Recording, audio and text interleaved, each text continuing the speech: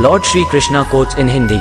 भगवान श्री कृष्णा के वचन जीवन के सबसे कठिन समय में आपको प्रेरित करने की शक्ति रखते हैं। जब आपको दूसरों द्वारा मामूली समझा जाता है और आशा खोने की सीमा पर होते हैं, तो भगवान कृष्ण के इन गहराई भरे वचनों में खुद को विलीन करें। भगवान कृष्ण की ज्ञानमयी समझ के साथ आशा की एक प्रकृति का अनुभव करें। यह कोई सरकारी कथन नहीं है, बल्कि एक युक्तिसंगत सत्य है जिसे अधिक जानने के द्वारा प्राप्त किया जा सकता है। जो मन की खोज में लगे रहे, वही सच्चे प्रेम को पाता है। अच्छा कर्म करने में ध्यान रखो, फल की चिंता मत करो। समस्त जीवों की एकता को समझो, तभी तुम स्वयं को पूर्ण मान सकोगे। जो शांति मन से आती है, वही असली शांति होती है। जीवन का मकसद सिर्फ जीना नहीं होता, बल्कि अपने और दूसरों के लिए भागीदारी करना होता है। जब तुम अपने अंदर की दिव्यता को समझोगे, तब तुम ब्रह्मा का रूप देख पाओगे। भगवान के भक्त सिर्फ मंदिरों में नहीं, बल्कि हर जगह मिलते हैं। प्रेम करो, क्योंकि प्रेम ही जीवन की एकमात्र शक्ति है। धर्म का अर्थ है सत्य और न्याय की पालना करना और अपने कर्मों के द्वारा अच्छाई फैलाना। अपने मन को वश में करो, तब सभी विकारों से मुक्ति मिलेगी। जीवन की राह पर चलते रहो, क्योंकि श्री कृष्ण हमेशा तुम्हारे साथ हैं। भगवान कृष्ण की कृपा से जीवन में आनंद और समृद्धि का आभास होता है। प्रेम से जीने की कला को श्री कृष्ण ने हमें सिखाया है। श्री कृष्ण कहते हैं, कर्म करो, फल की चिंता मत करो। श्री कृष्ण की आध्यात्मिक ज्ञान की खोज में जीवन का अर्थ मिलता है। भगवान कृष्ण की मधुर गोपी लीला से हमें भागवत प्रेम का अनुभव होता है। जीवन की परीक्षा में विजय प्राप्त करने के लिए श्री कृष्ण के साथ चलो। जब आप ईश्वर में विश्वास करते हैं, तो उन्हीं की कृपा से सब संभव होता है।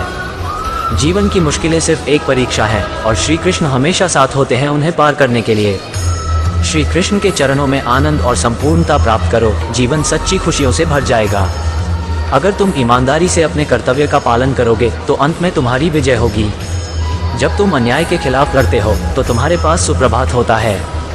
जो अधर्म के लिए खड़ा होता है, उसे सत्य का सहारा मिलता है। जीवन का मूल्य उसे अर्पण करके बढ़ाते हैं, न कि उसे उपभोग करके। जब तुम अपनी कर्तव्य पर ध्यान केंद्रित करोगे, तो तुम्हारा रास्ता स्पष्ट हो जाएगा। भक्ति का मार्ग सीधा होता है, जो मुझे पास ले जाता है। आपसी प्रेम और सहानुभूति से युक्त होकर तुम दिव्यता को प्राप्त कर सकते हो। जब तुम दूसरों की सहायता करते हो, तो तुम्हारी सच्ची सेवा होती है। जीवन का असली उद्देश्य अंतरंग शांति का अनुभव करना है। संघर्ष और परिश्रम के माध्यम से ही सफलता प्राप्त की जा सकती है। अर्जुन, जो भी हो रहा है, अच्छा होने के लिए हो रहा है। ईश्वर का वचन सत्य है, और उसकी वाणी में विश्वास रखो। प्रेम करना सीखो, अन्यथा कार्यों का अर्थ नहीं होता। जब तुम प्रेम करोगे, तब तुम्हारा मन परमात्मा के पास बस जाएगा। जीवन का मार्ग ध्यान, भक्ति और सेवा के माध्यम से जाता है। इन तीनों में पूर्णता प्राप्त करो और अनंत शांति को प्राप्त करो। चिंता मत करो, भगवान हमेशा तुम्हारे साथ हैं। जो कुछ हो रहा है, वो उनकी इच्छा के अनुसार ही हो रहा है। आपके कर्म आपके द्वारा नहीं बंधते, बल्कि आपकी आस्था के आधार पर बंधते हैं। जो भी कर्म तुम प्रेम से करो, वो आपको मुक्ति के मार्ग में ले जाएगा। जब तुम किसी को न्याय देते हो, तब तुम परमात्मा का कार्य कर रहे हो। न्याय का पालन करना तुम्हें आत्मिक शक्ति और स्वतंत्रता प्रदान करेगा। अहंकार को त्यागो, प्रेम में खो जाओ। प्रेम एक स्वतंत्र और निस्वार्थ भावना है, जो तुम्हें आत्मा के समीप ले जाती है। जब तुम प्रेम के साथ सबका भला करते हो, तो तुम परमात्मा के साथ एक ही भाव में हो जाते हो। सबकी मदद करने में आनंद और सुख होता है।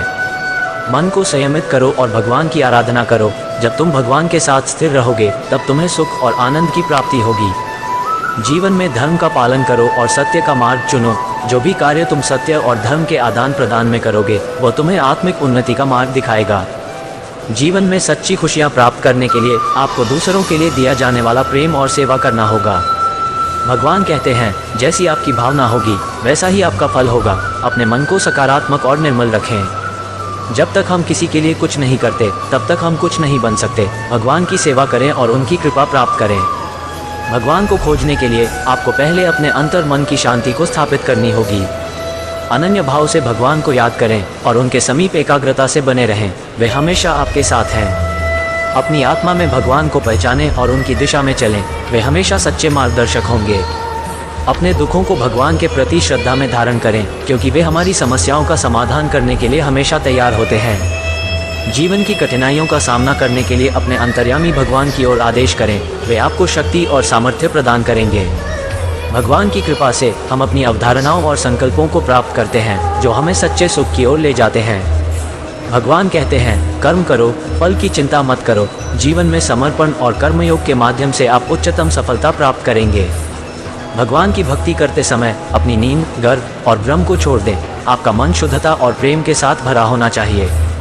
भगवान का स्मरण करते समय जीवन के सभी पहलुओं में आदर्शता बनाए रखें। भगवान के चरणों में आश्रय लें, क्योंकि वे हमारे सभी कर्मों का पालन करते हैं और हमें उद्धार करते हैं। जब आप भगवान की सेवा करते हैं तो अन्य लोगों की सेवा करने में आपका आनंद बढ़ता है। भगवान के प्रति आपकी अनुराग और समर्पण की दृष्टि से आपके जीवन में सभी चीज़ें संगठित हो जाती हैं। भगवान के आदर्शों को अपने जीवन में शामिल करें, क्योंकि वे सत्य, प्रेम और त्याग के प्रतीक हैं। भगवान की कृपा को प्राप्त करने के लिए आपको धैर्य और आत्मविश्वास से कार्य करना होगा। भगवान के संग सदैव रहें और उनके द्वारा दिए गए मार्ग पर चलें। वे हमेशा आपकी रक्षा करेंगे। भगवान का स्मरण करते समय ध्यान केंद्रित रखें और आंतरिक शांति के साथ अपने चित्त को एकीकृत करें। भगवान के साथ एक मुखौटा धारण करें, जिससे आपका जीवन उज्जवल और प्रेरणादायक हो जाए। अर्जुन, इंसान शरीर को त्याग देता है परंतु आत्मा अमर है। संसार में कोई भी चीज़ नष्ट नहीं होती, ये सिर्फ रूप बदलती है। कर्म करो, फल की चिंता न करो, फल ईश्वर का कर्तव्य है। सभी धर्मों में प्यार और समरसता होनी चाहिए, क्योंकि वे सब एक ही सत्य की ओर ले जाते हैं। भगवान श्री कृष्ण के जीवन से सीखे सफल होने के 100 सूत्र। जो आपको सत्य और धर्म की राह दिखाए वही आपका सच्चा गुरु है। कर्मयोग से अपने कर्तव्य का पालन करो, फल की आशा छोड़ दो। मन को वश में रखो, तब आप अपने आप को जीत सकते हो। जीवन में संतुष्ट रहो, क्योंकि संतोष ही सच्ची सुख की कुंजी है। जो धर्म का पालन करता है उसे आध्यात्मिक ऊर्जा का आनंद प्राप्त होता है। कर्म को अधिक महत्व दो, नतीजे का फल कभी नहीं। जो सबका मंगल करता है उसका भी मंगल होता है। संघर्षों से नहीं, संयम से जीत हासिल होती है। आत्मविश्वास रखो, क्योंकि जो आप सोचते हो वही आप बन जाते हो। संघर्ष का समय सबसे बड़ा सबक सिखाता है। सबको समझने की कोशिश करो, तभी सही न्याय दिया जा सकता है। अपनी इच्छाओं को काबू में रखो, तब आपको वश में कर सकते हो। भगवान जो संयमी है उसका मन स्थिर होता है। जो व्यक्ति शांति के साथ कार्य करता है वही सर्वश्रेष्ठ कार्य करता है। जो शुद्ध मन से भगवान को याद करता है वह ज्ञान का आनंद प्राप्त करता है। आपके मन की शांति आपकी संयमित इच्छाओं में ही स्थित है। चलो हम अद्भुत महाभारत की कहानी को याद करें। महायुद्ध की शुरुआत से पहले दुर्योधन को एक विकल्प प्रस्तुत किया गया। उसके पास या तो भगवान कृष्ण खुद हो सकते थे या फिर नारायणी सेना 1 मिलियन से अधिक सैनिकों की एक शक्तिशाली सेना। भगवान कृष्ण की शौर्य और शक्ति को अनदेखा करते हुए दुर्योधन ने विचार किया कि संख्यात्मक अधिकार उसकी विजय की गारंटी देगा। क्या उसे पता था कि उसे क्या प्रतीक्षा कर रही है? जब युद्ध विस्तार में आया तो भगवान कृष्ण ने अर्जुन और अन्य पांडवों को विजय की ओर प्रेरित किया। उनकी अद्वितीय युद्ध योजनाएं और अर्जुन को सिखाए गए रणनीतियां इतिहास की सर्वश्रेष्ठ मानी गई। इसीलिए श्री कृष्ण के वचन न केवल गहरी ज्ञान रखते हैं बल्कि युद्ध नीति में महत्वपूर्ण मार्गदर्शन के रूप में भी मान्यता प्राप्त करते हैं। ये अमूल्य सुझाव आपकी मोटिवेशन को उठाने और आदर्श में आपको प्रेरित करने के लिए अत्यंत महत्वपूर्ण होते हैं। निबंध भाषण 10 वाक्य नारा स्वतंत्रता दिवस होम निबंध। भगवान श्री कृष्ण पर निबंध 16 कलाओं में निपुण। भगवान श्री कृष्ण को लीलाधर भी कहते हैं। उन्होंने जन्म ही लीलाओं के साथ लिया था। भगवान कृष्ण का बचपन विभिन्न कथाओं से भरा है। वे सभी के घरों से मक्खन चुराते थे, गोपियों के स्नान करते समय कपड़े चुरा लेते थे। उन्होंने मामा कंस द्वारा भेजे गए सभी राक्षसों को मार डाला था। भगवान कृष्ण को उनकी पालक माँ यशोदा ने बहुत प्यार और देखभाल के साथ पाला था। सभी देवताओं में सबसे श्रेष्ठ श्री कृष्ण की लीलाएं दुनिया भर में विख्यात है। इनके जैसी मनमोहक और अनुपम जीवन लीला और किसी भी देवता की नहीं। श्री विष्णु के 10 अवतारों में से 8वां अवतार श्री कृष्ण का था। उनके सभी 10 अवतार मत्स्य, कूर्म, वराह, नरसिंह, वामन, परशुराम, राम, कृष्ण, गौतम बुद्ध और कल्कि में से सर्वाधिक अनुपम और अद्वितीय श्री कृष्ण अवतार है। कृष्ण का पालन पोषण। कृष्ण का पालन पोषण एक ग्वाल परिवार में हुआ था और वह अपना समय गोपियों के साथ खेलने, उन्हें सताने, परेशान करने, बांसुरी बजाने आदि में बिताते थे। कृष्ण बहुत ज़्यादा शरारती थे, लेकिन वो इतने अधिक मनमोहक थे कि अगर कोई भी माँ यशोदा से उनकी शिकायत करता तो मैया यशोदा विश्वास ही नहीं करती थी। उनका भोला और सुंदर रूप देखकर हर कोई पिघल जाता था। राधा कृष्ण का अलौकिक प्रेम। बचपन में राधा के साथ कृष्ण का जुड़ाव अत्यंत दिव्य और अलौकिक था, जो हिंदू संस्कृति में पूजनीय है। राधा रानी देवी लक्ष्मी की अवतार थी। गोपियों के संग रास राधा कृष्ण वृंदावन में रास करते थे। कहते हैं आज भी वृंदावन के निधि वन में उनकी उपस्थिति महसूस की जा सकती है। ऐसा कहा जाता है कि एक चांदनी रात में कृष्ण ने उन सभी गोपियों के साथ नृत्य करने के लिए अपने शरीर को कई गुना कर लिया था, जो भगवान कृष्ण के साथ रहना और नृत्य करना चाहती थी। यह वास्तविकता और भ्रम के बीच का अद्भुत चित्रण है। महाभारत का युद्ध। कृष्ण अपने मामा कंस को मारने के बाद राजा बने। कुरुक्षेत्र की लड़ाई के दौरान कृष्ण ने सबसे महत्वपूर्ण किरदार निभाया और अर्जुन के सारथी बने। कृष्ण पांडवों की तरफ से थे।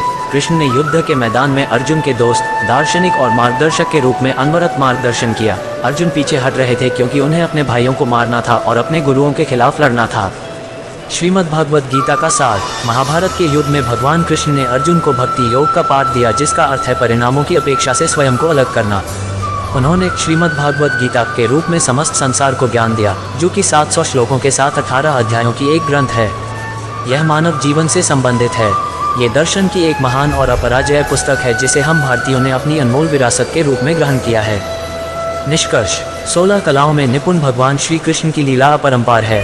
उनके जैसा अन्य कोई नहीं। श्रीमद् भागवत गीता में इंसान के सभी परेशानियों का श्री कृष्ण ने समाधान दे रखा है, जो आज भी एक इंसान का सच्चा मार्गदर्शक है। हिंदू श्री कृष्ण जन्माष्टमी का उत्सव बड़ी धूमधाम से मनाते हैं। हिंदू इस त्योहार को भाद्रपद की कृष्ण पक्ष की अष्टमी को मनाते हैं। भगवान कृष्ण भगवान विष्णु के सबसे शक्तिशाली अवतार हैं। ये पर्व प्रायः अगस्त ग्रिगोरियन कैलेंडर महीने में पड़ता है। ये हिंदुओं के लिए एक खुशी का त्योहार है। इसके अलावा हिंदू भगवान कृष्ण को प्रसन्न करने के लिए व्रत आदि जैसे विभिन्न अनुष्ठान करते हैं। सबसे बड़ी मित्रता श्री कृष्ण के लिए सबसे बड़ी मित्रता थी। जब उनके परम मित्र सुदामा उनसे मिलने द्वारका पहुंचे तो सुदामा अपनी दरिद्रता के कारण द्वारकाधीश श्री कृष्ण से मिलने से झिझक रहे थे, लेकिन श्री कृष्ण का अपने मित्र के प्रति प्रेम देखकर भाव विभोर हो गए और ऐसा कहा जाता है कि प्रभु ने स्वयं अपने अश्रुओं से उनके पैर पखारे धोए थे। जन्माष्टमी क्यों मनाई जाती है? लोग मध्य रात्रि में जन्माष्टमी मनाते हैं क्योंकि भगवान कृष्ण अंधेरे में पैदा हुए थे। चूंकि श्री कृष्ण को माखन खाने का बहुत शौक था, इसलिए लोग इस मौके पर दही हांडी जैसे खेल का आयोजन करते हैं। अंतर्राष्ट्रीय कृष्ण भावनामृत संघ अंतर्राष्ट्रीय कृष्ण भावनामृत संघ अर्थात ISKCON international society for Krishna consciousness ISKCON का आरंभ 1966 में न्यूयॉर्क में आचार्य भक्तिवेदांत स्वामी प्रभुपाद ने किया था। देश विदेश के जन जन तक कृष्णा को पहुंचाने का श्रेय प्रभु को ही जाता है। इसे हरे कृष्णा आंदोलन की भी उपमा दी जाती है। यह एक धार्मिक संगठन है जिसका उद्देश्य धार्मिक संचेतना और आध्यात्म को जन जन तक पहुंचाना है। इसकी पूरे विश्व में 850 से ज़्यादा शाखाएं हैं। इसके देश भर में अनेक मंदिर और विद्यालय स्थित हैं। इसका मुख्यालय पश्चिम बंगाल भारत के मायापुर में है। निष्कर्ष: उत्सव का माहौल घरों में भी दिखाई देता है। लोग अपने घरों को बाहर से रोशनी से सजाते हैं। मंदिर आदि लोगों से भर जाते हैं। वे मंदिरों और घरों के अंदर विभिन्न अनुष्ठान करते हैं। परिणामस्वरूप हम पूरे दिन घंटियों और मंत्रों की आवाज़ सुनते हैं। इसके अतिरिक्त लोग विभिन्न धार्मिक गीतों पर नृत्य करते हैं। अंत में ये हिंदू धर्म में सबसे सुखद त्योहारों में से एक है। श्रीमद् भागवत गीता में श्री कृष्णा कहते हैं, यदा यदा ही धर्मस्य ग्लानिर्भवति भारत अभ्युत्थानम अधर्मस्य तदात्मानं सृजाम्यहं परित्राणाय साधूनां विनाशाय च दुष्कृताम्। धर्म संस्थापनार्थाय संभवामि युगे युगे। प्रभु श्री कृष्ण अर्जुन से कहते हैं, जब जब अधर्म अपना सर उठाएगा और धर्म का नाश होगा, तब तब सज्जनों के परित्राण, कल्याण और दुष्टों के विनाश के लिए मैं विभिन्न युगों में आता रहूँगा। भगवान कृष्ण को समझ पाना आम इंसान के बस की बात नहीं। वे जहाँ एक और महान ज्ञाता है तो वहीं दूसरी ओर नटखट चोर भी है। वो महान योगी है तो रास रचया भी। श्री हरि विष्णु के 8वें अवतार श्री कृष्ण का जन्म भी उन्हीं की भांति अद्भुत था। जन्म लेने के पूर्व ही वो अपनी लीला दिखाना शुरू कर दिए थे। भगवान कृष्ण ने श्री हरि विष्णु के 8वें अवतार के रूप में जन्म लिया था। द्वापर युग के भाद्रपद की कृष्ण पक्ष के अष्टमी तिथि को प्रभु ने इस धरती पर अवतरित होने का दिन सुनिश्चित किया था। अद्भुत संयोग, उस दिन खूब तेज बारिश हो रही थी। माता देवकी को अर्धरात्रि में प्रसव पीड़ा होना शुरू हो गया था। 7वां मुहूर्त खत्म हुआ और 8वें मुहूर्त के शुरू होते ही प्रभु कृष्ण देवकी के गर्भ से कारागार में अवतरित हुए। कहते हैं कृष्णा के जन्म लेते ही कंस के सारे सैनिक बेहोश हो गए थे। केवल माँ देवकी और पिता वासुदेव ही अपने अद्भुत पुत्र के दर्शन कर पाए, लेकिन ये पल अत्यंत क्षणिक था। अभी माता देवकी अपने लाल को जी भर देख भी नहीं पाई थी, किंतु अपने भाई कंस से अपने पुत्र को बचाने के लिए वो अपने बच्चे को पिता वासुदेव को दे देती है। अब उन्हें क्या पता था, जिसे वो कंस से बचा रही हैं वो उसी कंस के उद्धार के लिए ही जन्मा है। यमुना में उमड़ता तूफान, वासुदेव जी उसी तेज कड़कती बिजली और बारिश में प्रभु को मथुरा से गोकुल अपने मित्र नंद के पास लेकर चल दिए। यमुना में तूफान अपने चरम पर था, पर जैसे ही प्रभु के चरणों का स्पर्श किया, यमुना भी भगवान का आशीर्वाद पाकर कृतार्थ हो गई और बाबा वासुदेव को जाने का रास्ता दे दिया। गोकुल का दृश्य, उधर गोकुल में माता यशोदा भी प्रसव पीड़ा में थी। यह कोई संयोग नहीं था, ये तो भगवान की रची रचाई लीला थी, जिसके तहत सभी अपना अपना किरदार निभा रहे थे। हम सभी तो केवल उनके हाथ की कठपुतलियां हैं। वो जैसे नचाता है, सभी उसके इशारे पर नाचते हैं। उनके माँ बाप देवकी और वासुदेव भी वही कर रहे थे जो वो करवाना चाह रहे थे। जैसे ही नंद बाबा के यहाँ वासुदेव बालक कृष्ण को लेकर पहुँचे, माता यशोदा की कोख से माया ने जन्म ले लिया था और यशोदा बेहोश थी। नंद बाबा तुरंत बच्चों की अदला बदली कर देते हैं। माता यशोदा के पास कृष्ण को रख देते हैं और अपनी पुत्री को वासुदेव को दे देते हैं, ये जानते हुए कि कंस उनकी बच्ची को देवकी का बच्चा समझकर मार डालेगा, जैसे उसने देवकी के सभी 7 बच्चों को पैदा होते ही मार दिया था। कृष्ण उनकी 8वीं संतान थे। कंस के मौत की भविष्यवाणी हुई थी कि उसकी बहन की 8वीं संतान ही उसकी मृत्यु का कारण बनेगा। इस कारण उसने अपनी ही बहन और बहनोई को कारागार में डाल दिया था। विनाश काले विपरीत बुद्धि कहते हैं न, जब विनाश होना होता है तो सबसे पहले बुद्धि साथ छोड़ देती है। कंस के साथ भी कुछ ऐसा ही था। जैसे ही वासुदेव मथुरा पहुंचते हैं, सब सैनिकों को होश आ जाता है और कंस को खबर मिलती है कि देवकी को 8वें पुत्र की प्राप्ति हो चुकी है। कंस जैसे ही बच्ची को मारने के लिए हवा में उछालता है, माया ऊपर आकाश में उड़ जाती है और कहती है कि तुझे मारने वाला इस धरती पर आ चुका है। इतना कहते ही वो आकाश में ही विलीन हो जाती है। निष्कर्ष, श्री कृष्ण का जन्म ही धर्म की स्थापना के लिए हुआ था। उन्होंने पूरी दुनिया को प्रेम का संदेश दिया। राधा और कृष्ण को प्रेम का प्रतीक मानकर पूजा जाता है। गीता में जीवन के सार का वर्णन बहुत ही विस्तार से किया है। गीता को भगवान श्री कृष्ण का ही एक स्वरूप माना गया है। गीता में मनुष्य के जीवन को सफल बनाने के लिए की सूत्रों का वर्णन किया गया है। जीवन में सफलता प्राप्त करने के लिए भगवान श्री कृष्ण के जीवन से जुड़ी तमाम बातों का अध्ययन करके सीखा जा सकता है। आइए जानते हैं भगवान कृष्ण के जीवन से जुड़ी कुछ अहम बातें। पहला मंत्र, शांत स्वभाव रखकर काम करना। वैसे तो भगवान श्री कृष्ण बचपन में बहुत नटखट स्वभाव के थे। विपरीत परिस्थितियां आने पर उनका स्वभाव हमेशा शांत रहता था। कृष्ण जी भगवान विष्णु के अवतार थे और वे यह बात जानते भी थे कि कंस मामा उन्हें बार बार मारना चाहते थे, फिर भी वे शांत रहते थे और समय आने पर कंस के हर प्रहार का मुंह तोड़ दिया। इससे सीख मिलती है कि कठिन समय में भी अपने शांत स्वभाव का त्याग नहीं करना चाहिए। दूसरा मंत्र, साधारण जीवन जीना। भगवान श्री कृष्ण हमेशा साधारण जीवन जीने में विश्वास करते थे। गोकुल के राजघराने में परवरिश होने के बावजूद वो अन्य सामान्य बालकों के साथ रहते, खेलते और घूमते रहते थे। उन्हें कभी भी अपने राजघराने का घमंड नहीं था। तीसरा मंत्र, कभी हार न मानना। कभी भी उनका मन बुरा समय आने पर घबराता नहीं था। वो विपरीत परिस्थितियों का डटकर मुकाबला करते थे। उनका मनाना था बुरे समय में विवेक पूर्वक काम करना चाहिए। भगवान श्री कृष्ण ने कभी भी हार न मनाने का संदेश दिया था। अंत का प्रयास करते रहना चाहिए, भले ही परिणाम हमारे पक्ष में क्यों न हो। चौथा मंत्र, दोस्ती निभाना। कृष्ण और सुदामा की दोस्ती को कौन नहीं जानता। ये दोस्ती महज दोनों के प्रेम के कारण नहीं, बल्कि एक दूसरे के प्रति आदर के कारण भी प्रसिद्ध है। किंतु आज के जमाने में दोस्ती के असली मायने कोई नहीं जानता। श्री कृष्ण ने हमेशा अपने मित्र सुदामा और अर्जुन का साथ दिया था। पांचवा मंत्र, माता पिता का हमेशा आदर करना। श्री कृष्ण को जन्म देवकी ने दिया था, लेकिन उनका पालन पोषण यशोदा और राजा नंद ने गोकुल में किया। ये जानते हुए कि उनके अपने माता पिता उनसे दूर हैं, श्री कृष्ण ने उन्हें दिल से प्रेम किया। उनका आदर और सम्मान करने में कोई कसर ना भी छोड़ी। श्री कृष्ण का पूरा जीवन हमारे लिए प्रेरणा का स्रोत है। उनके जीवन की हर एक घटना एक महत्वपूर्ण संदेश देती है, चाहे बचपन की रास लीला हो या गीता का ज्ञान या फिर महाभारत का युद्ध। भगवान श्री कृष्ण के जीवन का हर एक पल मानव जाति के लिए एक शिक्षा है। यूं तो महाभारत की पूरी कथा हम सभी जानते हैं और किताबों में काफ़ी पढ़ भी चुके हैं। इसके अलावा टीवी पर भी अक्सर आप लोग महाभारत देख चुके होंगे। महाभारत के युद्ध की एक घटना है जो मुझे बहुत ज़्यादा प्रेरित करती है और मुझे उम्मीद है आप लोग भी इसे काफ़ी एंजॉय करेंगे। और हाँ, कहानी को केवल पढ़ के मत छोड़ देना, क्योंकि इससे मिलने वाला संदेश आपका जीवन बदल सकता है। श्री कृष्णा और भीष्म पितामह वार्तालाप। श्री कृष्ण ने अपनी पूरी सेना दुर्योधन को सौंप दी थी और स्वयं पांडवों की तरफ से युद्ध का आगाज कर रहे थे। भगवान कृष्ण ने अर्जुन से वादा किया था कि वो युद्ध में हथियार नहीं उठाएंगे और निहत्थे ही पांडवों को विजयी बनाएंगे। युद्ध के 9वें दिन कौरवों के सेनापति भीष्म पितामह में चारों तरफ कहर बरपा रखा था। वो अकेले ही पूरी पांडव सेना पर भारी पड़ रहे थे। भीष्म पितामह अपने वचन और प्रतिज्ञा पर अडिग रहने के लिए जाने जाते थे। उनका मानना था कि जो प्रतिज्ञा उन्होंने की है उसे प्राण देकर भी निभाना है। एक तरफ श्री कृष्ण अपने निहत्थे रहने के वचन से बंधे थे, लेकिन वहीं भीष्म पितामह पांडव सेना पर आग उगल रहे थे। ऐसा लग रहा था मानो कुछ क्षण में ही भीष्म पांडवों को हरा देंगे।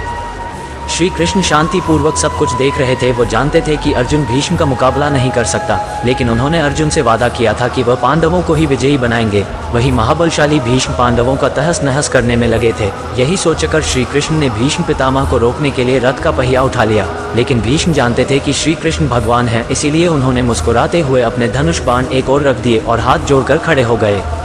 भीष्म पितामह, भगवान, आपने तो युद्ध में कोई शस्त्र न उठाने का वादा किया था और आप तो भगवान हैं, आप अपना वादा कैसे तोड़ सकते हैं। श्री कृष्ण, हे भीष्म, आप तो खुद ज्ञानी हैं, आप कभी अपना वचन या प्रतिज्ञा नहीं तोड़ते, इसीलिए आपका नाम भीष्म पड़ा। लेकिन शायद आप नहीं जानते कि धर्म और सत्य की रक्षा करना आपकी प्रतिज्ञा से ज़्यादा बढ़कर है। आप अपनी प्रतिज्ञा और वचन पर अटल हैं, लेकिन अपनी प्रतिज्ञा निभाने के चक्कर में अधर्म का साथ दे रहे हैं। याद रहे, जब जब दुनिया में धर्म का नाश होगा तब तब मैं इस धरती पर अधर्म का नाश करने अवतरित होता रहूँगा। तुम एक इंसान होकर अपनी प्रतिज्ञा नहीं तोड़ पाए और अधर्म का साथ दे रहे हो, लेकिन मैं भगवान होकर भी धर्म की रक्षा के लिए अपनी प्रतिज्ञा तोड़ रहा हूँ। अगर मेरी किसी प्रतिज्ञा या वचन की वजह से धर्म और सत्य पर कोई आंच आती है तो मेरे लिए वो प्रतिज्ञा कोई मायने नहीं रखती है और मैं धर्म के लिए ऐसी हजारों प्रतिज्ञा तोड़ने के लिए तैयार हूँ। अगर आपके सामने धर्म का नाश हो रहा हो और आप कुछ नहीं कर रहे तो भी आप पाप के भागी हैं। श्री कृष्ण का ये संदेश दिल पर बहुत गहरी छाप छोड़ता है। दोस्तों, सत्य की रक्षा हमारे हर स्वार्थ, हर वचन और हर मजबूरी से बढ़कर है। यही इस कहानी की शिक्षा है। जय श्री कृष्णा। इन लेखों को भी पढ़ें। श्री कृष्ण के मनमोहक चित्र, श्रीमद् भगवद गीता के श्लोक अर्थ सहित। गीता के उपदेश जिस किसी ने भी प्राचीन भारतीय महाकाव्य महाभारत पढ़ा है वो भगवान कृष्ण के महत्वपूर्ण व्यक्तित्व के बारे में जानता है। वह विष्णु के 8वें अवतार हैं और हिंदू धर्म में सबसे व्यापक रूप से प्रशंसित देवताओं में से एक हैं। कृष्ण एक हिंदू भगवान से अधिक एक सच्चे आध्यात्मिक गुरु हैं जो इस ब्रह्मांड ने कभी देखे हैं। उन्होंने मानव जाति के आध्यात्मिक और क्रमिक भाग्य में सुधार किया। उन्होंने दुनिया को भक्ति और धर्म के साथ साथ अंतिम वास्तविकता के बारे में शिक्षित किया। कृष्ण अतीत में, आज आधुनिक दुनिया में हर दृष्टि से लोगों के लिए आदर्श रहे हैं और निश्चित रूप से आने वाले युगों में भी रहेंगे। भारत में सबसे लोकप्रिय पुस्तक भगवद गीता, जिसे अक्सर केवल गीता के रूप में संदर्भित किया जाता है, संस्कृत में एक 700 श्लोक वाला हिंदू ग्रंथ है। ये हिंदू महाकाव्य महाभारत का एक हिस्सा है, जहाँ कुरुक्षेत्र की लड़ाई में पांडवों और कौरवों के बीच धर्मी युद्ध के दौरान भगवान कृष्ण अपनी बुद्धि से अर्जुन को प्रबुद्ध करते हैं। ये कई सबक सिखाता है जिसे आसानी से हमारे दैनिक जीवन में लागू किया जा सकता है। स्वयं भगवान से सीखे जीवन बदलने वाले सबक। कृष्ण पाठ #1 कर्म का महत्व, कर्तव्य। भगवद गीता के सभी अध्यायों को पढ़ें। कुरुक्षेत्र की लड़ाई में अर्जुन की अंतरात्मा अपने ही रिश्तेदारों, पूर्वजों और गुरुओं को मारने के विचारों से त्रस्त थी। उन्होंने लड़ने से इनकार कर दिया और फिर कृष्ण ने भगवद गीता नामक दार्शनिक महाकाव्य दिया। उन्होंने कहा, मैं इस ब्रह्मांड का एकमात्र निर्माता हूँ। मैं चाहूँ तो सुदर्शन चक्र से क्षण भर में शत्रुओं का संहार कर सकता हूँ, लेकिन मैं आने वाली पीढ़ी को कर्म, स्वयं का कर्तव्य निभाना का महत्व सिखाना चाहता हूँ। उन्होंने आगे कहा, अपना कर्तव्य करो और उसके परिणाम से अलग हो जाओ, परिणाम से प्रेरित मत हो, वहाँ पहुँचने की यात्रा का आनंद लो। अंत में उसने अर्जुन को दुश्मनों से लड़ने और नष्ट करने के लिए मना लिया।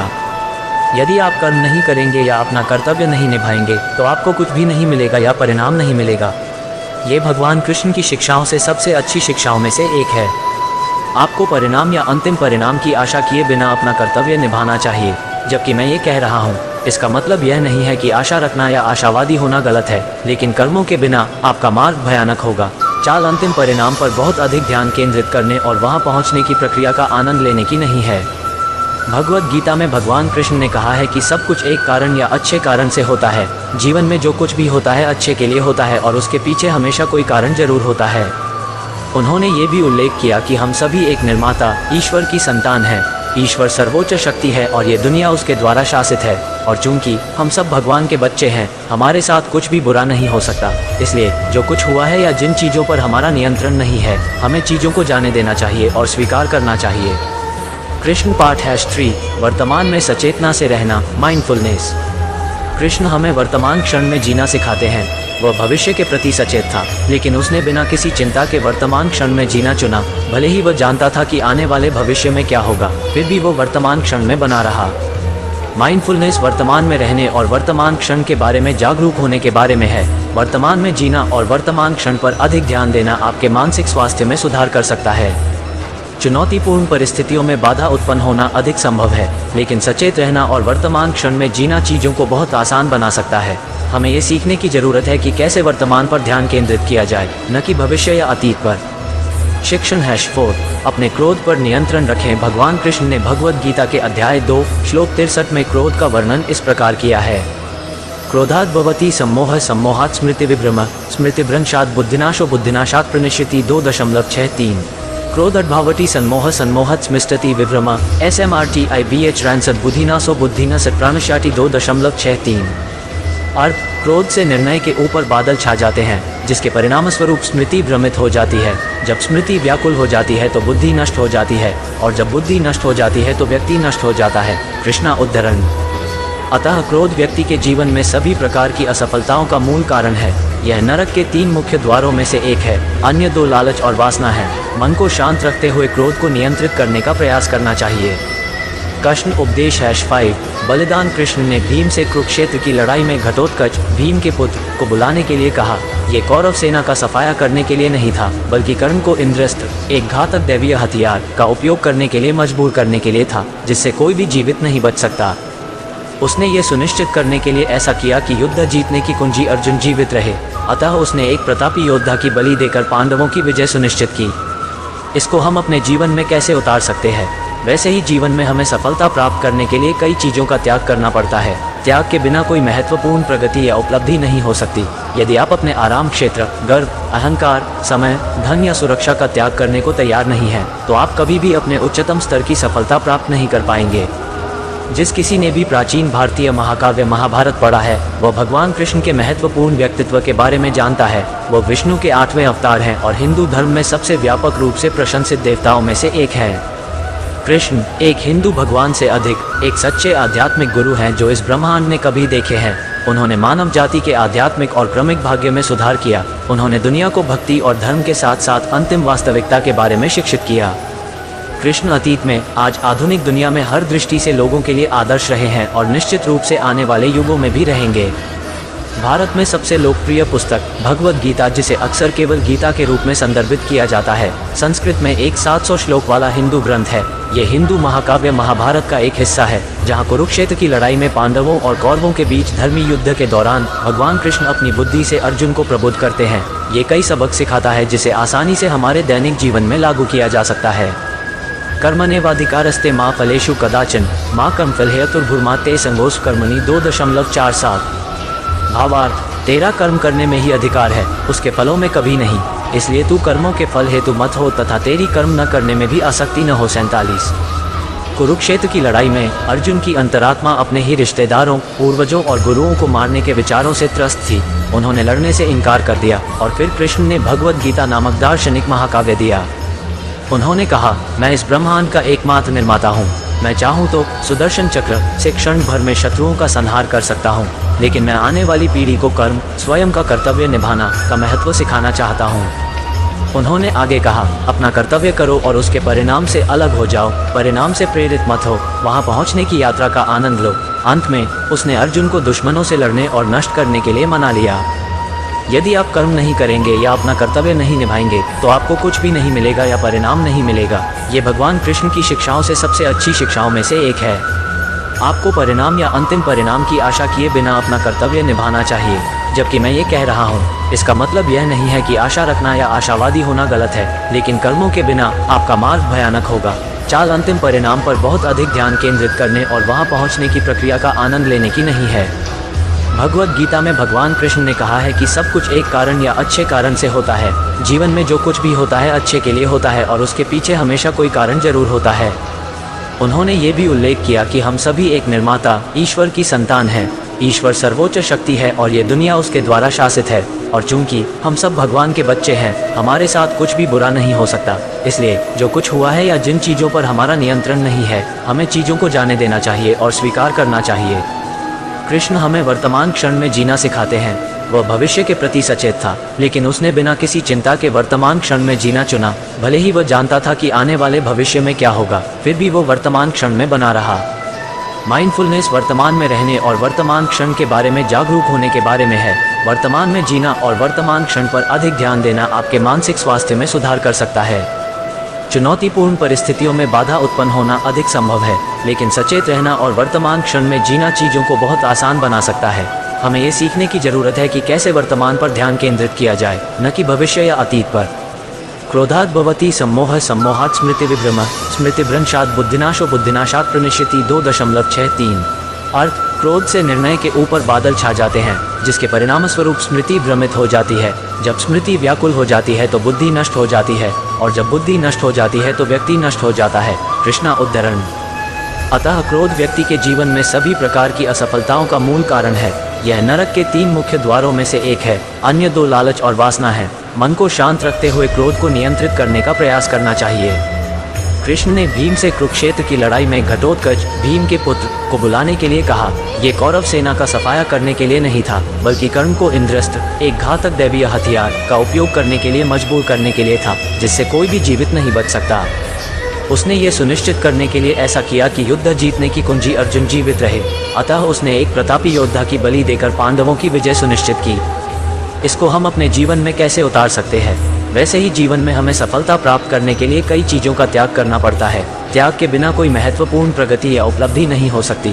यदि आप अपने आराम क्षेत्र, गर्व, अहंकार, समय, धन या सुरक्षा का त्याग करने को तैयार नहीं हैं, तो आप कभी भी अपने उच्चतम स्तर की सफलता प्राप्त नहीं कर पाएंगे।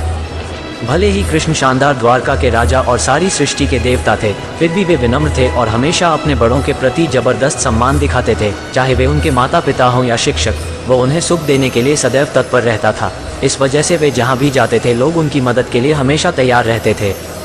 कुरुक्षेत्र युद्ध के दौरान कृष्ण ने नीच सारथी की भूमिका निभाई। श्री कृष्ण सादगी के प्रतिरूप थे और सारथी के रूप में उनकी भूमिका उसी का प्रमाण है। विनम्र या विनम्र होना व्यक्तित्व की सबसे महत्वपूर्ण विशेषताओं में से एक है। कृष्ण की तरह आपको भी जीवन में विनम्र होना चाहिए।